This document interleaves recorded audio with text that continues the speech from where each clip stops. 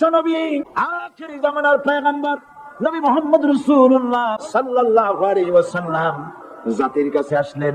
তিনি এসে বললেন, ইয়া আইয়ুহান নাস কুলু লা ইলাহা ইল্লাল্লাহ। প্রথম দাওয়াত।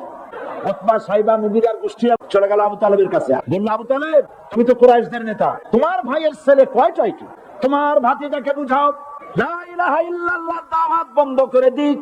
এর বিনিময়ে টাকা লাগে টাকা দেব, সোনা লাগে সোনা দেব, যত সুন্দরী মেয়ে চায় তাও দেব, নেতৃত্ব চায় তাও দেব, তবু যেন কালেমার দাওয়াত না দেয়। আমার নবী বলেন, আমার চাচা আবু তালেব প্রস্তাবকারীদেরকে শুনিয়ে দেন, যেটা দেওয়া সম্ভব নয় তাও যদি তারা দিতে পারে আমার এই, যেমন আকাশে সূর্যটা ধরে এনে ওরা যদি আমার ডান হাতে তুলে দেয়, আকাশের পূর্ণিমার চাঁদটা ধরে যদি বাম হাতে আমার তুলে দেয়, এর বিনিময়ে এক মুহূর্তের জন্য তাওহীদের দাওয়াত আমি বন্ধ করে দেব না।